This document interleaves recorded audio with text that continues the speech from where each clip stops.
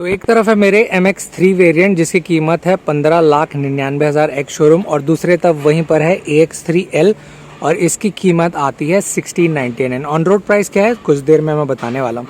फिलहाल अगर MX3 और AX3L के बारे में बात करें तो क्या क्या चीज़ पे ये डिफरेंस हो रहा है वो अभी समझने की कोशिश करेंगे। जो सिमिलैरिटी है सबसे पहले मैं उससे आपको वाकिफ़ करवा देता हूँ। तो जैसे आप फ्रंट की तरफ जाएंगे तो फ्रंट में आपको गजब सा प्रोजेक्शन वाइट फॉर्म मिलता है, बट ये जो आउटर DRL है वो इसमें भी मिसिंग है। और वहीं पर AX3L भी आप ले लेते हैं तो भी आपको ये वाला राउंडिंग DRL नहीं मिलेगा, बट आपको साइड में LED सेटअप मिल जाते हैं जो कि पार्किंग फॉर्म के तौर पे बहुत ही अच्छे तौर से काम आने वाला है। इन सब चीज़ों के अलावा जैसे फ्रंट को डिज़ाइन को देख रहे होंगे तो सेम बॉडी कलर पे प्रोवाइड कराए गए हैं, चाहे इसमें हो या उसमें। और बम्पर की अगर स्टेबिलिटी के बारे में बात करें तो एक बार आवाज़ सुन लीजिए। तो कुछ इस प्रकार के सटीक फॉर्म मिल जाते हैं। मेन इसकी बिल्ड जो मजबूती है वो यहाँ से शुरू होती है, and this is just for the look purpose as the term of the impact, क्योंकि सिंपल सी बात है कि ये काफ़ी ज़्यादा मजबूत है और वहीं पर ये डिज़ाइन एलिमेंट के तौर पे भी एक प्रकार से काम आने वाला है। क्योंकि अगर मैं टर्म यूज़ करूँ तो हालांकि ज़्यादा मजबूत दे सकते थे, बट एक प्रॉपर कॉस्ट मेकिंग के हिसाब से ये सामने वाले भाग को मीडियम हैवी स्ट्रक्चर पे रखें।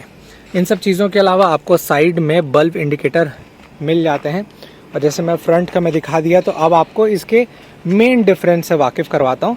क्योंकि जैसे दिमाग में ये आता है कि AX3L जो है वो कितना बेहतर है, क्यों बेहतर है MX3 वेरिएंट से, या तो आपको MX3 वेरिएंट लेके ही मॉडिफाई करा लेना चाहिए। तो जैसे मैं फ़िलहाल पीछे की तरफ जाऊँ तो पीछे जैसे मैं एंटर करूँगा तो यहाँ पर मिलता है स्टीयरिंग फॉर्म।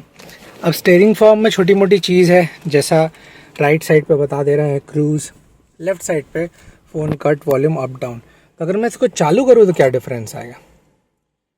तो चालू करने पर मेन खेल जो इसका इम्पोर्टेंस में दिखता है वो है इसका MID स्क्रीन, क्योंकि इसके जो MID स्क्रीन को पूरी तरीके से यहाँ से लेकर यहाँ डिस्प्ले फॉर्म पे रखा गया है। अभी शब्दों को मैं इसलिए बोल रहा हूँ क्योंकि MX3 वेरिएंट पे सिर्फ बीच में डिस्प्ले दिया हुआ है और दोनों साइड पे एनालॉग है। दोनों के कंपैरेबल टर्म में बहुत सारा चीज़ मैं आपको बाद में बताऊंगा ड्राइव के करते समय, बट लमसम के हिसाब से आप समझ लीजिए कि लेफ्ट साइड यहाँ कितने किलोमीटर में गाड़ी चल रही है।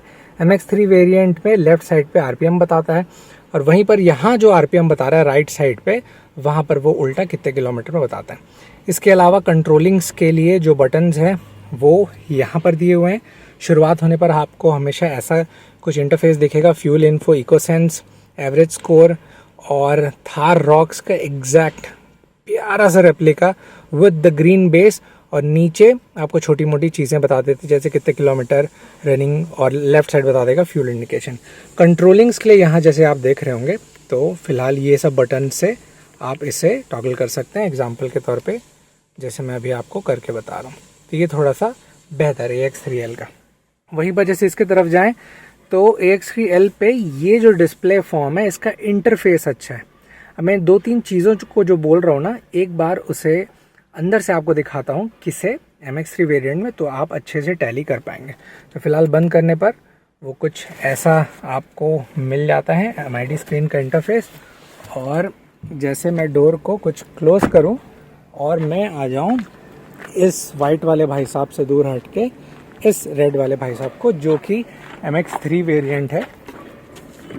तो जैसे मैं यहाँ पर अंदर की तरफ जाऊँ तो अंदर जैसे आप देख रहे होंगे तो यहाँ पर फिर डिफरेंस आ जाता है। जैसे यहाँ पर सामने देख रहे होंगे सिर्फ सेंटर पे MID स्क्रीन दी हुई है, और लेफ्ट और राइट साइड को अगर आप टैली करेंगे तो यहाँ पर कितने RPM पे गाड़ी चल रही है और कितने किलोमीटर पर आवर पे गाड़ी दौड़ रही है, वो सब का इन्फॉर्मेशन एनालॉग फॉर्म पे बनाएगा। अब वही चीज़ अगर मैं इसे बंद करता हूँ तो बंद होने के बाद कुछ ऐसा, और अगर मैं इसे चालू करूँ तो चालू होने पर जो इंटरफेस प्यारा सा बीच का दिखता है वो कुछ इस प्रकार से। इन सब चीज़ों के अलावा जैसे स्क्रीन को टैली करें तो स्क्रीन के इंटरफेस में भी डिफरेंस है। जैसे वहाँ के कंपेयर पे अगर इसे मैं अभी आपको दिखा रहा हूँ तो वो थोड़ी मोड़ी चीज़ें फ़र्क के तौर पे दिख रही होगी। पर हाँ, इसके अलावा जो ADAS वगैरह सब है उसे पूरी तरीके से समझने की कोशिश करेंगे, क्योंकि लेफ़्ट साइड और राइट साइड कंट्रोलिंग की पूरा जो यूज़ है, चाहे वो ये हो या वगैरह सब, उसे किस प्रकार से यूज़ करेंगे उसे एक बार समझने की कोशिश करेंगे। अब वहीं पर जैसे नॉर्मल तौर पे इसके सिमिलैरिटी के बाद जो डिफरेंस है वो तो मैं आपको बता दिया बाहर का और अंदर में। अब और एक सिमिलैरिटी को पकड़ते हैं कि आपको सीट कुछ इस प्रकार के हार्ड कुशनिंग के साथ मिलते हैं with this stitching on it, और ये 6 स्पीड मैनुअल ट्रांसमिशन के साथ मैं आपको वेरिएंट दिखा रहा हूँ। हैंड ब्रेक की सुविधा कुछ ऐसा जिसमें सामने क्रोम टच मिल जाता है और यहाँ पर आपके लिए कप रखने की सुविधा। इन सब चीज़ों के अलावा एक और बेस्ट पार्ट जो ये वाइट और ब्लैक का कॉम्बिनेशन वो अच्छा होता है। अब ये क्यों मैं बोल रहा हूँ, तो जैसे मैं इसे अभी हटा के दिखाता हूँ। जैसे मैं इसे अभी हटा दिया तो यहाँ पर अगर कभी भी आप गाड़ी चलाते हैं तो हाथ रखते हैं तो ऊपर वाले जितने भी मॉडल है उसमें ये वाइट पोर्शन दिया जो काफ़ी ज़्यादा दुख की बात है, तो जल्दी गंदा होगा।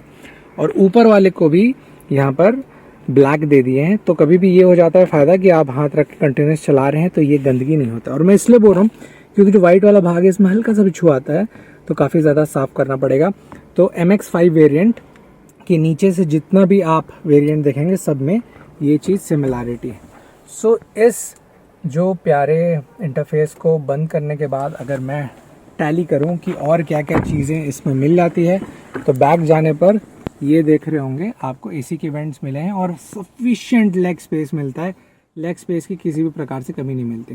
पर हाँ, दोनों वेरिएंट में एक चीज़ है कि दोनों में आपको सनरूफ मिसिंग मिल जाएंगे। अब कीमतों के बारे में बता देता हूँ। तो ये MX-3 वेरिएंट अगर आप बुक कराते हैं, ये सेम जो डीजल ऑप्शन मैनुअल ट्रांसमिशन के साथ आप देख रहे हैं, तो ये मेरी सिटी में जा रही है 19,62,000 की, और वहीं पर AX3L पड़ता है जो एक्स शोरूम है 17 लाख का, और ये मेरे सिटी पे ऑन रोड जा रही है लगभग 20,45,000 की। डिफरेंस थोड़ा बहुत आपके स्टेट में करेगा, पर समझने के लिए कि क्यों ये AX3L ज़्यादा अच्छा है, या तो आप MX-3 ले के पूरी तरीके से मॉडिफाई करा लेंगे, वो नीचे कमेंट सेक्शन खाली है, पूरा डिटेल बताइए ताकि जितने भी भाई लोग हैं वो जो ये गाड़ी लेने वाले हैं उनके लिए थोड़ा सा आसानी हो सके। हाँ, साथ ही साथ टायर सेक्शन पे कोई भी कॉम्प्रोमाइज़ नहीं किए हैं। टायर सेक्शन में कुछ इस प्रकार के ब्लैक रिम मिल जाते हैं। मेरा मानना है कि आप MX-3 लेके मॉडिफाई करवा लीजिए, वो भी ज़्यादा अच्छा ऑप्शन रहेगा। पर टायर सेक्शन से कॉम्प्रोमाइज़ इसलिए नहीं हुआ है क्योंकि 255/65 R 18 इंच के मिलते हैं, तो आपको प्रॉपर जायगेंटिक टायर सेक्शन मिलेगा जो कि बेस्ट हो सकता है। पर MX-3 को लेके अगर आप AX3L के कंपेयर पे टर्म करें तो 1 लाख रुपए जो बचेगा उससे आप बिंदास मॉडिफिकेशन करवा सकते हैं जो आप हमेशा से चाहते थे, क्योंकि ये ब्लैक थोड़ा सा सिंपल सी बात है कि गाड़ी की शोभा को बिगाड़ रहा है। क्यों मैं इसलिए बोल रहा हूँ, क्योंकि जैसे दूर से अगर मैं दिखाऊं तो यहाँ पर गाड़ी सुंदर तो दिख रही है पर ये वाला थोड़ा सा लो मार्केट फील ले रहा है। तो अगर आप इस पे डिसीजन मेकिंग कर सकते हैं कम पैसा लगवा के, तो आप डेफिनेटली इस गाड़ी को सुंदर बना सकते हैं। तो दोनों के कंपैरेबल टर्म पे आप कौन सा लेना चाहेंगे और कौन से गाड़ी को लेके मॉडिफाई करवाएंगे, या फिर आप उससे संतुष्ट हैं जो कि AX3L आता है, please let me know in the comment section.